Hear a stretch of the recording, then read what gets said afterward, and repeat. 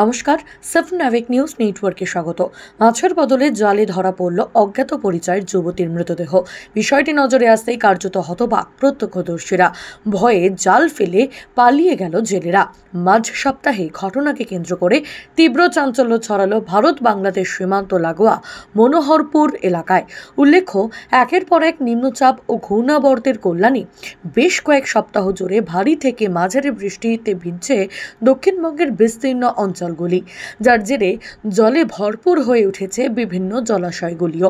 এদিন সকালবেলা হেলেঞ্চা দত্তপুলিয়া সড়ক সংলগ্ন মনোহরপুরের পুরনো বিলে মাছ ধরার জন্য জাল ফেলেন জেলেরা।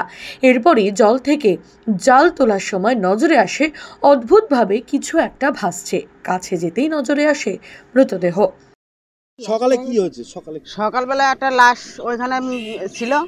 এখন আমরা তো জানি না, আমরা এই যে আমাদের বাড়ির পাশেই, কিন্তু আমরা জানি না। ওরা মেজদি মানে ডেকে বলেছে ওইখানে মরা। এখন থেকে কি রাস্তায় লোকজন ভর্তি, আর পুলিশ আসছে, পুলিশরা আসে, ওইখান থেকে লাশ নিয়ে আসলো। নিয়ে আসার পরে এখানে রাখলো, রেখে এখান থেকে তুলে নিয়ে চলে গেলো। এখন সে লাশটা আমরা তো চিনি না যে কোথার মেয়ে, কি মুখ আমরা দেখতে পারিনি। পোশাকের একটা গেঞ্জি ছিল গায়ে, আর একটা শর্ট প্যান্ট ছিল, মানে গেঞ্জি প্যান্ট, ফুল প্যান্ট। গহনা ছিল কিছু গলায় হাতে, ওগুলো আমরা দেখতে পাইনি। আমরা এখানে ছিলাম, পুলিশ এখান থেকে পুরো ঘিরে ফেলেছিল, ঠিক আছে, আমরা দেখতে পাইনি। কি মনে হয় বাড়ি কোথায় বা কিছু?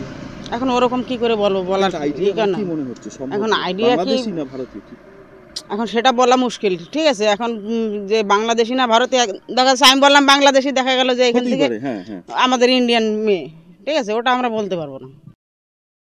স্থানীয়দের বক্তব্য, ভারত বাংলাদেশ সীমান্ত সংলগ্ন এলাকা এটি।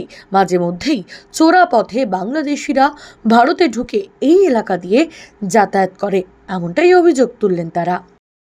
মাঝে মাঝে শোনা যায় এখান দিয়ে লোক যাতায়াত করে রাতের বেলায়। সবসময় তো দেখা যায় না, রাতের বেলায় গেলে কিভাবে দেখে, শোনা যায়। সেইটা তো বলা যাবে না, চেনা যায়নি না। লাশ কিভাবে কি পজিশন হতো চেনা যায়নি। ওই যুবতীর মৃতদেহ কিভাবে ওখানে এলো তা নিয়ে রহস্য ঘনাচ্ছে। ওই যুবতী ভারতীয় না বাংলাদেশি তা নিয়েও একটি দ্বন্দ্ব তৈরি হয়েছে। এদিকে খবর পেয়ে ঘটনাস্থলে বাগদা থানার পুলিশ পৌঁছে দেহ উদ্ধারের পর বনগাঁ মহকুমা হাসপাতালে পাঠিয়েছে ময়নাতদন্তের জন্য। যুবতীর পরিচয় জানতে খোঁজ খবর শুরু করেছে পুলিশ। শুরু হয়েছে তদন্ত। শান্তনু বিশ্বাস, সাফনাভিক নিউজ, বাগদা। সমস্ত খবরের আপডেট পেতে লাইক করে সাবস্ক্রাইব করুন সাফনাভিক নিউজ। সেই সঙ্গে বেল বাটন প্রেস করতে ভুলবেন না। আপনাদের একটা সাবস্ক্রিপশন আমাদের জন্য অত্যন্ত মূল্যবান।